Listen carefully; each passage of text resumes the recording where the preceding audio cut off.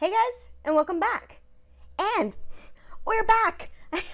I don't actually just mean this video, I mean like Lovecraft Country. It's back. Okay? I still don't think episode 3 is as good as episode 1, but damn, this episode was amazing. Giving out my grade early, I'm giving this one a very high A. Possibly even an A+, but it's still a lower A+ than the pilot. But okay, starting with a very brief spoiler-free overview. I keep talking about tone in all of my reviews, and this one's going to be no different. The tone of this episode. Damn. I was both literally and figuratively on the edge of my seat during this episode. And, okay, this is something y'all don't know about me. I'm a chicken. Like, I'm a complete coward. I do not do well with horror, which is why when I first heard about this show, it just didn't really register as anything that I would want to watch. But this episode had me doing something that I have not done for a long time. In order to be able to watch certain scenes without like covering my ears or my eyes, like basically when I get really scared, I plug my ears and close my eyes. And I mean, you can't watch a television show like that. So, in order to be able to get through certain scenes, I have to turn the volume down or just mute it. For some reason, like without the sound, I can handle the scary things. Even silent scary things, they aren't as scary when I can't hear anything. Like that ambient creepy music, or like the sudden loud burst of music when scary things show up, it kills me. I hate it. Like, it's a jump scare, and I know apparently jump scares are considered cheap in horror. I hate them. I hate them so much. So I mute the screen, and thank God for subtitles, and I can watch the show that way. But then I can go back and watch it later. Like, if I know when the scary thing is coming, I'm usually okay. There was one scene in this one where I was not okay the second time I watched it. But all that to say, the tone of this episode was fear, and it totally worked for me. It kept me on the edge, like, of my seat right from the beginning. And the music in this episode, while I do appreciate a good gospel song, and there were 2 in this episode, it didn't hit as well as the previous episode, but honestly, I think it's fine. Like, the atmospheric ambient music that was used, I think was appropriate, and it worked well. At least it kept me all creepified and scared for the story that was being told. And I am honestly kind of amazed at how well this episode worked for me, given that I pretty much predicted how it was going to end from literally the very first moments. Like, I even predicted how a character was going to die. I knew that. But knowing the end didn't ruin the story. Like, the journey to that end was still really intense, so I still liked it. So I'm going to move right into the spoilery breakdown now. So if you don't want to be spoiled, here's where to stop. You can come back after you've finished watching. This episode begins with Letty in a typical black church, or I don't know if it's a typical black church. It's a typical of the black churches I grew up going to. With Letty just sort of sitting in her seat while people around her are what my grandpa used to call they're catching the Holy Ghost. But Letty's sitting there looking very disaffected.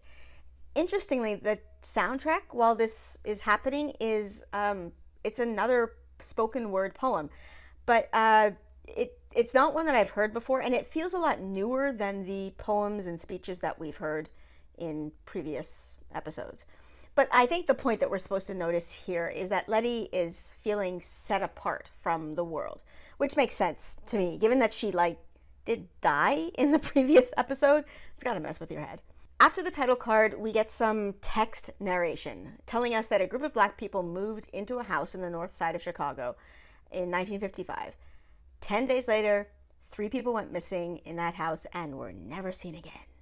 This is the point where I predicted the ending. Literally. Like, I went, okay, so they told us that black people moved into the house, and then they told us that 10 days later, 3 people died, and they didn't specify the race. So 3 white people are gonna die.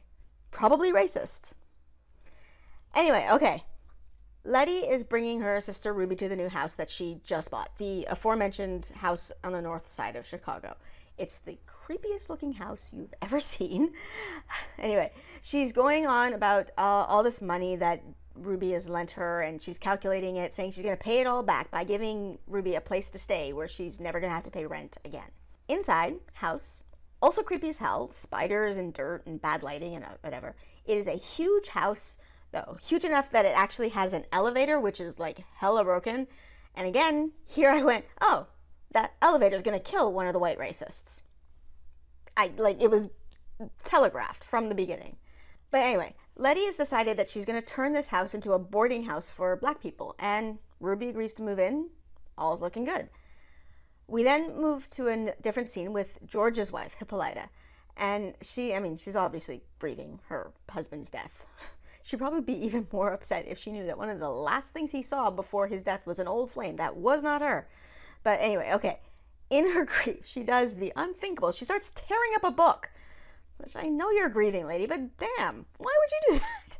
It does appear to be some weeks after George's death, but his absence is still being felt. Like, Tick has been staying in their home, I guess, to help out, and, well, you can see that Hippolyta is feeling very uncomfortable.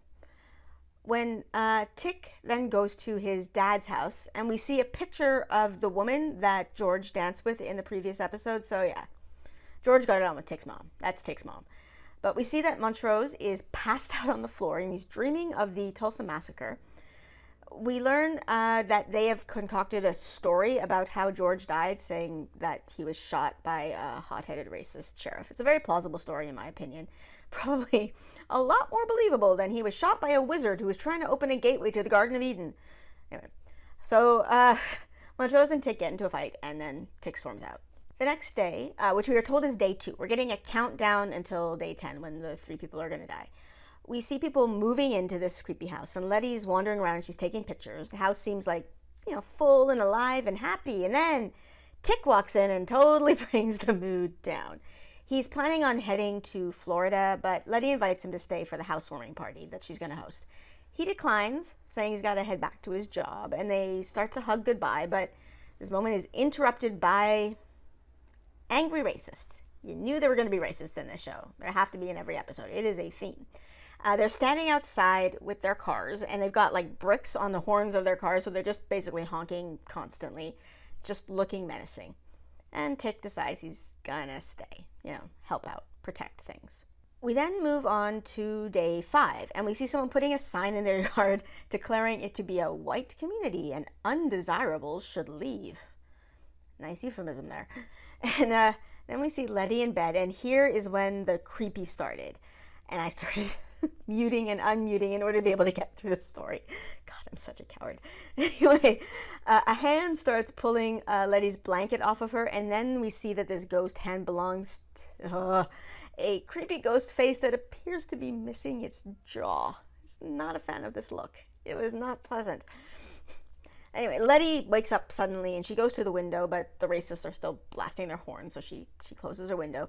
She also notices that the radiator is like, I don't know what to call it. It's been a while since I lived in a house with a radiator, but like steam is shooting out of it.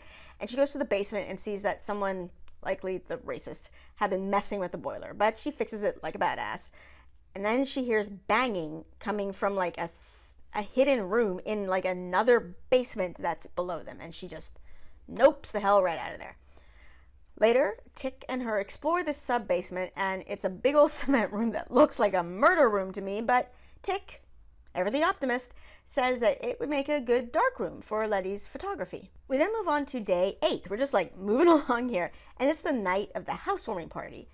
And as much as I hate to say this, I honestly couldn't help but think, like, Letty, man, you're pushing your luck here. Like, this was not a couple of people come over to like, talk and look at the new place. This was a full-on house party with a live band. This is the sort of party that would upset the neighbors that weren't invited anyway, like under any circumstances. And these are not good circumstances. Okay, so Hippolyta has come to this party, which is probably good. She needs a distraction. But, obviously, it's only been a few weeks. This woman is still very, very sad about her dead husband. Down in the basement, see some kids playing with a Ouija board. And God, I hate this. I don't know why. I've never played the game, but the idea of this game just creeps me out. Like, every time I see it in a movie or a TV show, I get nervous. No one should play this game. But okay, they are playing this game. First of all, they're asking like silly questions, but then one kid named Bobo asks if he's going to have a good time on his trip. don't know what this trip is. And the board answers no, and the lights flicker. So that's not good. And once again, I totally muted things because I was creeped the hell out. Did I mention that I hate this game? Because I hate this game. It almost borders on a phobia, how much I hate this game. And I don't even believe in ghosts. I don't know why. This game just bothers me. I don't like it. Don't do this. Don't play this game. It's dumb. Anyway, I actually tried watching it, like when I was watching it again with the sound on, and I had to mute it again because the music slows down and becomes like super creepy, and I couldn't even handle it the second time. So once again, I watched this twice with the sound muted. But okay, another kid named Gil asks, who are we talking to? And the board answers George, and then some more letters, and the ones that we see as we're following it spell out the word is dead. So it would say George is dead, but the editing, it was weird. There were letters that we didn't see. Like we saw them moving around and stopping at letters that we didn't see. So I don't know if this is an editing mistake or if we're meant to realize that the board said something else. Like maybe the board said George is not dead. Like, did we miss the word not? I don't know, but whatever. For now, what's happened right now, George's daughter, Dee, is pissed because she thinks that everybody was just being cruel, but they insist that the board did it on its own. And yeah, don't play this game. This is a dumb game. This is a stupid game, and it scares me, and I don't like it. Don't play it.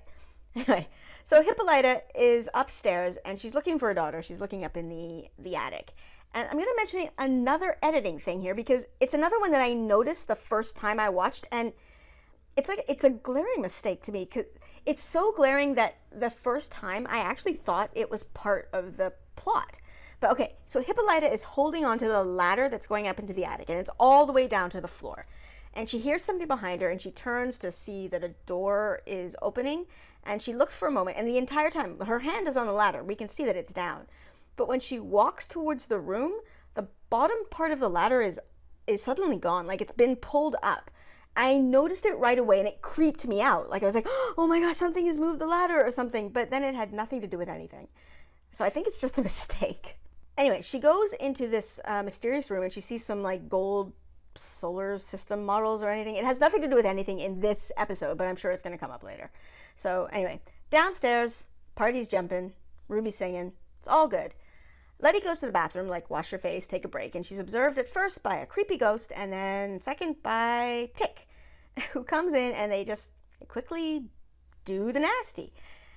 Tick, after they were done, notices some blood on his business, and Letty says that it's her period, but I knew that was a lie because it felt super weird that they would suddenly mention period sex, period sex. Period sex? So, like, she was a virgin, I guess? Okay, she tells him later, and it's kind of a thing, but we'll get to that when it happens. Downstairs, we see Ruby sitting and talking about trying for a job at a department store, saying that she knows she's not being hired because she's black, but she's willing to work harder than anybody else if that's what it takes. And she says that if more black people just thought like her, and thought that they just had to be better than everybody else, then, quote-unquote, the race would be much further along than it is. And then almost as if, well, not almost as if, this is a narrative that is written, so as if to prove her wrong, to prove that, being better than everything else won't do shit, it won't change racists' minds. Right after she says this, she notices something out the window and then goes to check, and yeah, we've got the Klan. We've got a burning cross on the front lawn. This is too much for Letty, who takes out a bat and starts smashing the windows of the cars that are still parked in front of her house with their horns still blasting. This has been going on for like days. Everyone who doesn't live at the house, starts tearing out of there because they know it's about to come, and then it does. The police show up, and everyone who stayed, assumes the position, hands up, don't shoot, and they're all arrested. In the police truck, Letty is questioned by the super fun, racist police officer regarding who told her to buy this house. He calls it the Winthrop house, and then he thrashes her around a bit, telling her he'll stop if she just tells him who told her to buy the house. He eventually realizes, though, that she doesn't know anything, and he tells her that the dismembered bodies of 8 black people were found buried beneath in the sub-basement of the house. Later, we see Letty all bruised to hell in the sub-basement, which, yeah, she has turned into a dark room, and she's developing her pictures. But when she turns on the whatever the red light is called in those dark rooms, she sees that there are lines scratched into all the pictures that she's taken. Doesn't take her long to realize that they form a puzzle, and she lays out the pictures to reveal like a face, which begins to grow out of the pictures and yells at her to get out of his house. You know, the force of his yelling sort of blowing her back. This scares the shit out of Letty, but honestly, this one didn't do anything for me. Like, in fact, I found this particular effect kind of comical. I know it's supposed to be creepy, and the rest of this episode, like, totally creeped me out. But this moment, it just fell flat for me. Letty starts running around the house, taking pictures off the wall. Obviously, she's seeing something odd, and Ruby is following her, telling her that they have a problem. All of the boarders are moving out, because, you know, that now the white people are really angry, and so they won't have money to pay their rent. Letty, in this moment of distraction, she absentmindedly says that, no, don't worry, I still have money left from the inheritance from our mother. This, of course, is a bit of a slap in the face to Ruby, who didn't get any money from their mother. And as we remember from the first episode, Letty didn't even go to her mother's funeral. So this is confusing. Regardless, though, Ruby is understandably hurt by this, and she lashes out at Letty. We get a quick scene then with Hippolyta and Montrose, where we learn that Hippolyta knows that something about George's death is secret, like that there is something that she doesn't understand. That's pretty much all that scene is about. We are then now on day 10. This is the day we've been counting down to. Letty is in a cafe, and she's joined by Tick, and she has gone full beautiful mind, trying to figure things out. She knows the house is haunted, explains that the realtor, who was really cagey about the house when he sold it, called it the Winthrop house, but she hasn't figured out who Winthrop is yet. She has found out, though, that the last owner of the house was a scientist who was fired from the University of Chicago for unethical experimental practices, likely experimenting on humans. Probably the humans who were found in the sub-basement. She then pulls out the pictures that she had taken from the day that they moved in, and their faces are all distorted, and then she matches the distorted faces to black people who disappeared from the south side of Chicago. She's figured out that these are souls that are trapped in the house with their killer and that they want out. Tick recommends moving out, but Letty ain't having it. She's gonna save them. For my Wheel of Time fans, I'm beginning to see her as a bit of a naive. Like, she's impulsive, witness her smashing the cars, even knowing what that would do. And she's also going to save whoever she can. We've heard about her criminal record, which seems to mostly be from activism. She's constantly fighting for what's right and fighting to fix problems. I mean, I was already predisposed to love Letty because Journey Smollett, but with the added flavor of naive, I might be fully in love. Anyway, Letty tells Tick that when they did the nasty, it was her first time. And while the narrative does take a bit of a moment for this, I really appreciate it that it wasn't a big focus, because I am tired of virginity being a big deal narratively. Like, men are told that they have to get rid of it, and women are told that they have to protect it. And it's an entirely fictional thing, in my opinion, just virginity, just in general. It's as important as you want it or need it to be, and no more. And so the brief moment that they spend on it is fine. And then we just move on to Letty's explanation of just she needed to feel something because she has felt detached since she came back from the dead. The world is not what she thought it was, and she's having trouble dealing with that, and is trying everything, including that church that we saw her at the beginning, and things like moving into this new neighborhood. She's trying everything she can to try and reconnect with life. Anyway, they go back to their house, and they bring a mystic along. I think it's like a voodoo practice that we're seeing, especially given that the mystic later on speaks Creole. She sacrifices a goat on the porch and then gives them all a protective mark with the goat's blood on their forehead. They make their way into the sub-basement and begin a ritual. Meanwhile, 3 racists break into the house, and as I said at the beginning, I was like, oh, those are the 3 people who are going to die. Cool. The ritual begins to wake up the spirits, and things are going nuts. Lights flickering, things falling and shaking. Upstairs, 2 of the racists hear some voices in a room, and they break in, but there's no one there. The door slams behind them, and then this baby man? Like, it's a man with a baby's head. I don't know. It is creepy as fuck.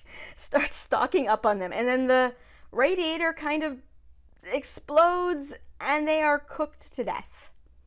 Yeah. The other racist is wandering around alone and checks out the elevator shaft, and he loses his head in a rather grisly fashion. Anyway, downstairs, the ritual is continuing, and suddenly things go silent, and then the sprinklers go off and they wash the protective marks off their foreheads. Because of this, they are then sealed into the basement, and an evil spirit, I guess, racist evil scientist spirit guy, possesses the mystic. Letty starts calling out the names of the victims to come and help. The evil spirit then transfers into Tick, whose face starts flickering between his and the crazy racist scientist. But then the ghost victims join Letty, and we can see the gruesome things that the scientist did to them. It's quite awful. They join Letty in this circle, and they continue the ritual. And as it continues, they change from being like these disfigured victims to their former selves. And as that happens, the evil racist is vanquished. Then we see that Letty is being interviewed basically for what she has done for the community in making this boarding house. The reporter asks her off the record about the disappearance of 3 of her white neighbors, but Letty says she didn't even know anyone was missing. Like, she knew nothing about that. But the camera then pans down the elevator shaft, and we see these magical lights. I haven't mentioned this yet, but we've seen lights like this in previous episodes as well. And then we're down to the bottom of the elevator shaft, and we see the bodies of the 3 racists. I don't know if Letty knows about them or not, or if, like, the magic pulled them down here. I really have no idea. But then behind them are more bodies that have obviously been there for a much longer time. And I'm not sure if those are supposed to be the bodies of the 9 black victims. Because weren't those discovered before? Wouldn't they have been removed if they were discovered? Like, I'm actually really confused by that. I don't know what that's supposed to be. Later, Tick sees Christina's silver car pull up to the realtor's office, and I knew she was alive. Yay. It's the same realtor that sold Letty the house. And Tick follows her in and starts closing the blinds. He is deduced, by just seeing these things together, that Letty's inheritance didn't come from her mother, but it came from Christina instead, and that Christina had orchestrated Letty buying the Winthrop house. She then explains that this Winthrop guy was a founding member of that society that her dad was in, and that he stole some pages from the Book of Names and tried to create his own spells. The previous owner of the Winthrop house was a follower of his. Tick is listening, but he really doesn't care. He just came here to kill Christina, but he can't because she's got magic, and she stops him. She continues to explain that every spell that this society has created has come from one chapter, that one chapter stolen from the Book of Names. So if they can find the pages from one chapter from the Book of Names, if they can find the pages that Winthrop stole, which are, I guess, another chapter, they could do even more magic spells. She tells him to call her when he's ready to learn more, and we're done. And as I said, the creep factor in this episode really worked for me. Even the second time through, I found myself being like totally creeped out by some of it. And I'm amazed at how engaged I was, even though I completely predicted the end from literally the first text narration. I knew what was going to happen. And also, I was glad to see that I was right about Christina. They are keeping her ambiguous as to whether or not she's a good or bad character. And I guess, to be fair, she doesn't really have to be either, but I'm still holding out hope that she's good. My main prediction, although even I don't really think it's much of a prediction, because I think now that it's pretty obvious, is that book that we saw Tick's ancestor take from the house is the Book of Names. And that it's probably in Tick's possession somehow, and he doesn't even know it. His mother probably kept it somewhere or something. Another thing, it's not a prediction, but one of the kids had asked about his trip, and so I don't know if we're going to see that trip or not, but we saw that on the Ouija board where it said, like, no, he's not going to have a good time. I don't know what that's about at all. Anyway, let's just move on to my favorite and least favorite moments. First, break out the Lesbianomics app. And, yeah. Okay, my least favorite moment has got to be the ghost head coming out of the photographs. This scene really missed the target for me. I know they were going for creepy, but it looked silly to me. So, all right, let's put this moment into the app. Ghost head coming out of the photographs. And let's see what we get. Okay, so according to the app, this moment is someone trying to get your attention, but they are calling you by the wrong name. Huh. Yeah, okay, this app is great. That's perfect. It's like, yeah, I know what you're trying to do, but you're doing it wrong and it's uncomfortable for everyone. Okay, and now my favorite moment. I really tried to pick a different one, but honestly, I just kept coming back to the one that I initially thought of. I didn't want to pick the obvious hot Letty moment, but it's just so awesome. It's Letty smashing the cars. I just love seeing Letty going full angry passion, going wild on these racist cars. It's brilliant and I love it, and it doesn't hurt that she is as sexy as hell. So let's put this moment into the app. Letty smashing the racist cars. And processing. And, ooh, this moment is getting home and plugging your phone in with 1% battery left. Yes, this happened to me once. I felt like a freaking superhero. All right. Well, I guess this is it. I will end here. I will link to my Patreon and my Discord in the description below. And as always, like, subscribe, and I'll see you next time. Bye.